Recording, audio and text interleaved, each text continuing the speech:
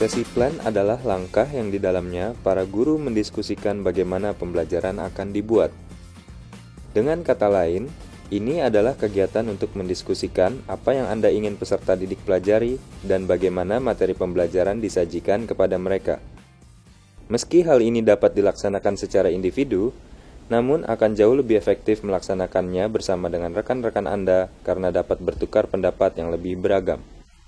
Dalam video ini, sebuah pembelajaran untuk matematika kelas 8, perkalian suku 1 dan suku 2 pada bentuk aljabar, dibahas sebagai contoh. Guru model untuk kegiatan buka kelas hari ini adalah Ibu Bibit.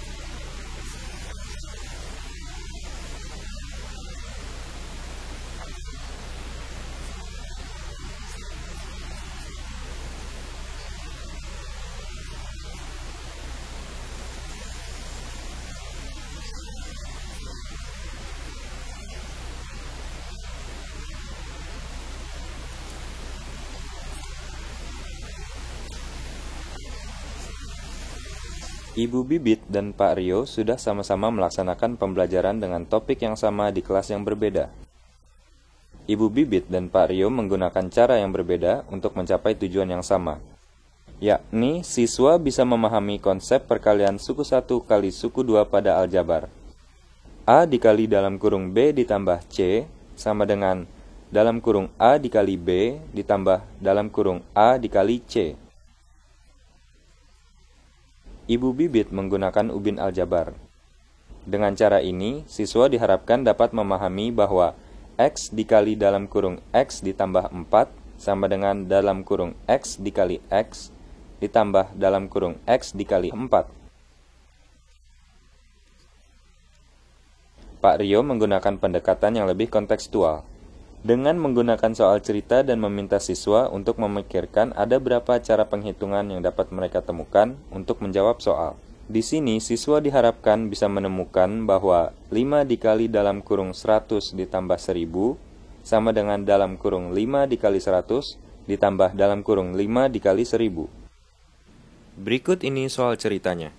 Adit ingin membelikan hadiah untuk 5 orang adiknya. Jadi, ia membeli 5 kue. Harganya 1000 per buah dan 5 permen harganya 100 per buah. Berapa uang yang harus dibayar oleh Adit?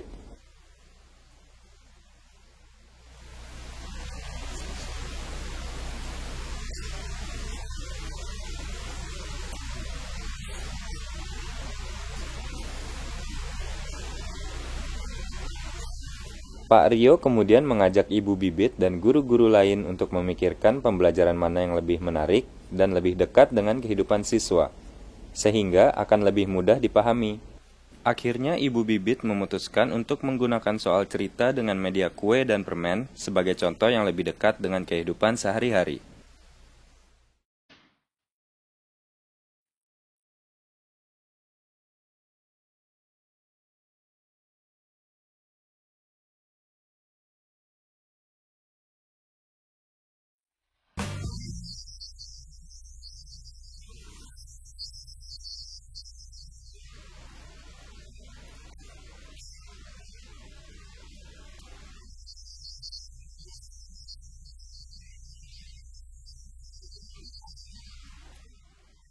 Untuk observasi pembelajaran, pengamat berdiri pada posisi yang memungkinkan mereka bisa melihat wajah murid-murid.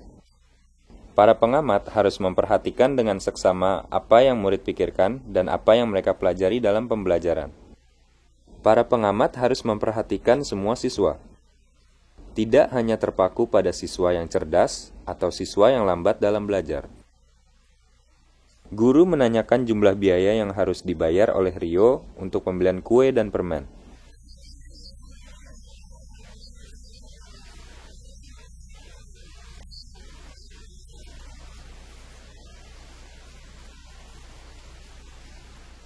Waktu yang diberikan kepada siswa setelah guru memberikan tugas sangatlah penting. Karena siswa sangat antusias untuk menemukan petunjuk guna menyelesaikan tugas.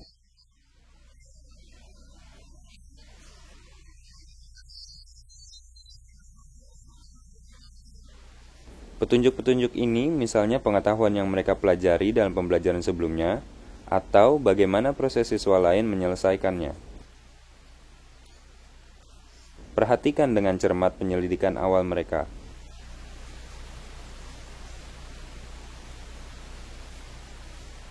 Siswa ini berhasil menemukan 1 dari 2 jawaban dengan sangat cepat.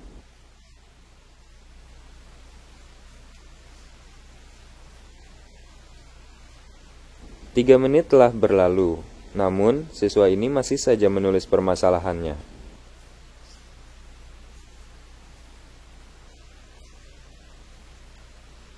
Siswi ini menulis dan menghapus berulang kali.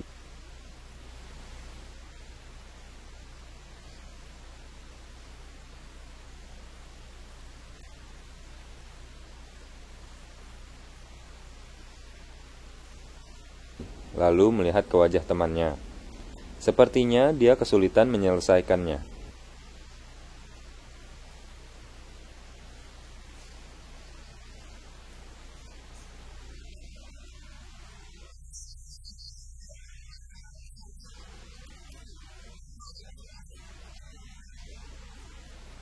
Guru menjelaskan pokok pelajaran.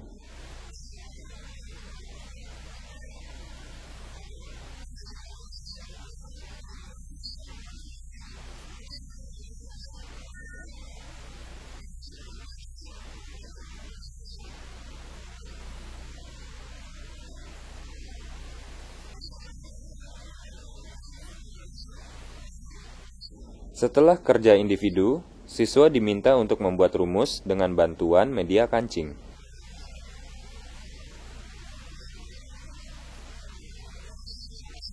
Setelah pengenalan kancing sebagai media belajar, mari mengamati hubungan antara kancing dan pemikiran siswa.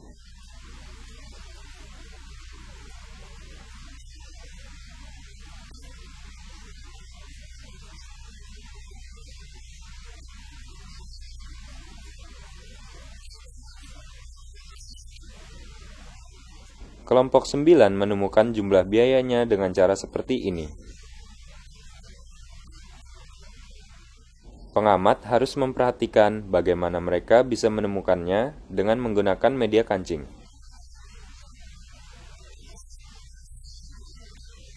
Ini adalah kelompok 8. Mereka mengatur kancing dengan cara yang berbeda dengan kelompok 9. Mereka menemukan jumlah biayanya dengan cara ini.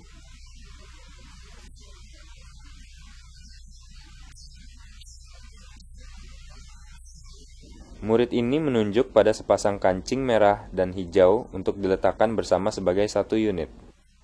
Lalu ide ini disebarluaskan ke anggota kelompok yang lain.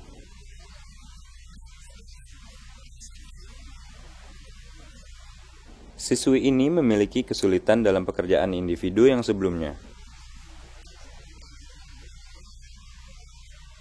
Dalam kerja kelompok ini, gerakan tubuh dan pandangan matanya masih menunjukkan kecanggungan. Sangat penting bagi murid seperti siswi ini untuk berbagi mengenai masalah dan bertanya kepada anggota kelompok yang lain.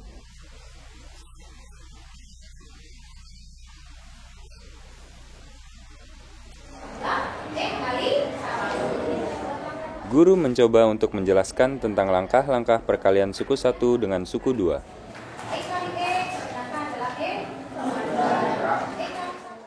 Dari sini, siswa mengerjakan 5 soal latihan.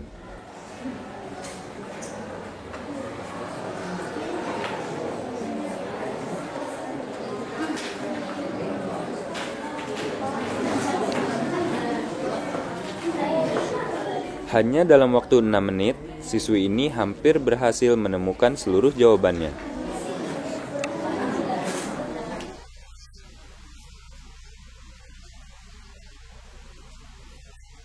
Bagaimana siswi ini bisa menemukan jawabannya?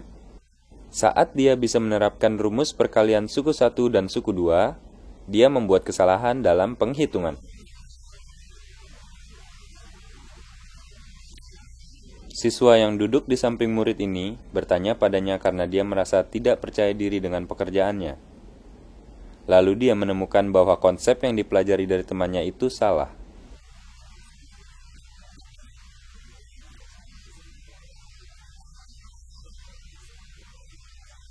Siswi ini bisa menemukan jawaban yang benar untuk kelima soal itu. Dalam diskusi kelompok, semua siswa dalam kelompok ini terlihat mampu melakukan proses belajar yang baik. Namun, saat siswa bekerja secara individu, ternyata masing-masing siswa memiliki pemahaman yang berbeda. Bila Anda mengamati pembelajaran siswa dengan seksama, Anda akan mengetahui kompetensi siswa yang sesungguhnya, dan juga kebutuhan mereka akan pembelajaran tingkat tinggi dan lebih mendalam. Mari kita belajar tentang proses pembelajaran siswa agar Anda bisa mengembangkan cara merencanakan dan melakukan sebuah pembelajaran. Mari kita memulai refleksi membahas pembelajaran siswa bersama-sama dengan kolega Anda. Untuk refleksi yang efektif, peserta diharapkan untuk duduk melingkar membentuk huruf U agar kita dapat bertatapan dan melihat satu sama lain. Penting juga untuk memilih moderator yang bertugas untuk mengarahkan pembahasan. Di dalam refleksi, guru yang mengamati proses pembelajaran memberikan komentar mereka satu persatu, terutama temuan yang didapat dari proses pembelajaran. Kepala sekolah mengambil kesempatan yang bagus ini untuk memotivasi guru agar bisa bekerja sama dengan baik. Bapak Ibu sekalian, sekarang kita akan memasuki sesi refleksi di mana kita akan bersama-sama mendiskusikan hasil observasi kita selama di kelas. Kami sangat mengharapkan komentar dan masukan dari Bapak Ibu sekalian untuk perbaikan pembelajaran kita semua ke depannya. Begitu pertama-tama kita beri kesempatan kepada Ibu Guru kita, Ibu Didi, untuk merefleksi sendiri jalannya pembelajaran yang sudah beliau laksanakan. Kepada Ibu Didi. Assalamualaikum warahmatullahi wabarakatuh. Sasaran pelajaran yang saya sampaikan sebetulnya itu sudah disampaikan menurut saya. Soalnya kenapa? Di sini kan anak-anak bisa mengalihkan, ya, bisa belajar menemukan operasinya, yaitu operasi pengfaktoran pada bentuk aljabar. Ya, kemudian dengan cara secara individu ataupun kelompok. Kemudian melalui tes secara pribadi atau secara mandiri. Nah, saya katakan bahwa pembelajaran kali ini saya merasa hampir berhasil dalam artian belum 100%. Kenapa? Saya merasa yang belum di 100% itu dievaluasinya. Padahal untuk melalui proses itu saya merasa sudah berhasil 100%. Yang membuat saya merasa tidak berhasil di 90% tadi adalah ternyata konsep perkalian untuk min kali plus dan min kali min tinggal 7 itu ternyata tidak di sana.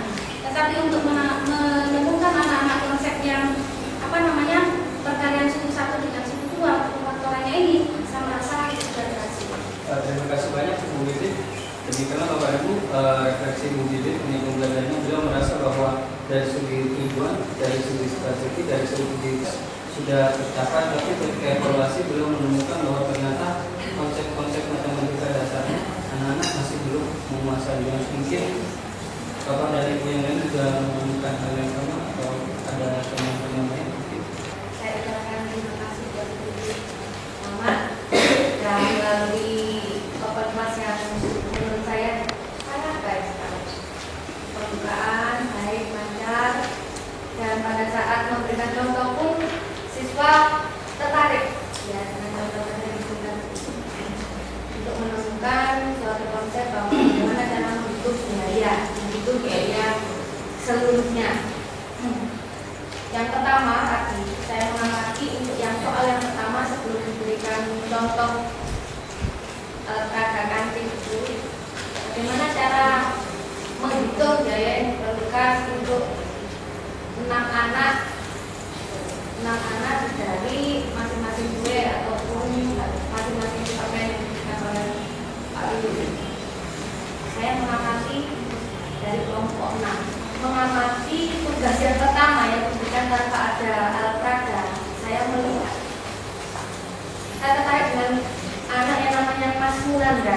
Mas Munanda itu sudah menyelesaikan tugasnya 6 dalam kurung 2000 ditambah 500 tutup kurung. Dia menyelesaikannya 12.000 ditambah 3.000 sama dengan 15. Kita tidak lihat hasil ya 15.000, semuanya sama. Menurut saya konsep yang Bu berikannya untuk satu orang 2.000 ditambah 500 tutup kurung kali 6 orang dan dilihat dari jumlah siswanya yang diberikan itu sudah, menurut saya sudah memenuhi. Menurut saya, apakah bisa pakai konsep ini atau tidak? Hampir bisa. Meskipun bolehkah nggak bisa hitung, itu masalah kurang setuju. Iya, tapi konsepnya ini sudah dapat, jadi bisa mengerjakan sendiri. Tapi saya mau ini saja. Apakah mereka betul-betul mengerti ini sama dengan ini? Saya sekarang baru berusaha untuk meletakkan apa bagian yang tulis, jadi anak-anak saya tahu ya jawaban saya ketika jawaban terbuka ada gue lalu bawahnya ada pembelajaran dan sebagainya dan kita untuk membagikan itu. Maksudnya mungkin permintaan saya adalah untuk saya untuk berbicara anak-anak untuk berpikir bagaimana kita mengelompokkan. Tapi sebelum ini dia yang seperti itu, saya melihat bahwa tadi ketika diminta anak-anak bagaimana menemukan jumlahnya kalau seperti itu mereka sebenarnya dari tahun 9 yang ada itu sebenarnya kan dimintanya sudah dijelaskan dan dari kajiannya nanti bisa ada pertanyaan yang jawab A sebenarnya gitu ya. Jadi dalam 2 itu kali 6 ada sekali nanti akan sampai dengan 6 kali 2.5. Nah, tapi tadi seperti ini ya, sebenarnya kan itu hanya menemukan cara yang pertama mereka menemukan 2.000 kali 6 ditambah 500 kali 6. Itu saya lihat pertama pada kelompok 8. Kalau untuk silakan saja. Terus kelompok yang lain 1, 9, 2, 3 dan kelompok 4 dan 5 itu menemukan cara yang pertama yang saya tulis cara pertama yaitu 6 kali 2.000 sama dengan 12. Terus di sini di bawahnya 6 kali 600 sama dengan 3.000. Yang tadi sepertinya lalu dilakukan dengan kegiatan yang berikutnya. Yang keduanya adalah untuk mencari cara ketiga yaitu cara 6 kali 2.000 ditambah 5. Saya telah menemukan beberapa kelompok itu mampu menulis, hanya saja ada beberapa kelompok yang tidak mampu tetapi berusaha membimbing. Oleh karena itu saya sangat memuji dengan keteladanan Bu Dibe. Akan tetapi hari ini mari kita pecahkan. Mengapa anak-anak kita kok tidak bisa melakukan seperti ini? Artinya dasar perkalian ini harus kita kuasai. Nah, itu yang hari ini mestinya kita bicarakan. Saya berharap teman-teman yang backgroundnya matematika hari ini lebih dalam untuk memaknai hari ini. Dan kalau kita lihat pelajaran dari ini, juga sudah berhasil karena anak-anak itu tidak ada yang ragu-ragu. Apakah Anda mengamati pelajaran dengan seksama? Bagaimana siswa belajar dengan dukungan guru? Apa dan bagaimana siswa bisa belajar? Kenapa demikian? Jika Anda berpikir bahwa guru mencapai tujuan pembelajaran, coba jelaskan alasannya. Apakah siswa benar-benar bisa memahami konsep perkalian suku 1 dengan suku 2? Dalam sesi refleksi, guru mengangkat tentang pembelajaran siswa yang terjadi di kelas. Dengan melakukan hal tersebut, guru secara bertahap menguak proses pembelajaran. Sejauh mana guru bisa menemukan pembelajaran siswa yang nyata, sejauh itu pula guru bisa meningkatkan pembelajaran untuk hari berikutnya. Sesekali, Anda bisa mengundang dosen universitas atau narasumber nasional untuk memperluas sudut pandang. dan menambah pengetahuan tentang pembelajaran yang baik. Kita harus menyadari tentang pelajaran yang berkualitas untuk seluruh murid. Untuk mencapainya, kita sebagai guru harus meningkatkan kemampuan dalam penerapan pembelajaran. Ini mungkin saja dilakukan dengan merefleksi pembelajaran siswa secara individu dalam kehidupan sehari-hari, menemukan sejumlah masalah, persoalan untuk diatasi, dan mempertimbangkan solusi. Kemudian kita menggunakan pengetahuan untuk praktek yang berikutnya. Lesson study bukanlah kegiatan untuk guru yang dipilih secara khusus, melainkan untuk kita semua. Sekali Anda tertarik dan berkeinginan untuk meningkatkan kemampuan penerapan pembelajaran, maka Anda bisa melaksanakan lesson study. Sebagai tambahan, lesson study bukanlah kegiatan satu kali saja, melainkan bagian dari pekerjaan rutin kita sehari-hari. Bila Anda bisa melakukannya sebanyak 50 atau 100 kali, Anda akan melihat dengan jelas perkembangannya dan menjadikan Anda sebagai guru profesional yang sangat mampu melaksanakan pembelajaran berkualitas. Mari bersama-sama memulai lesson study.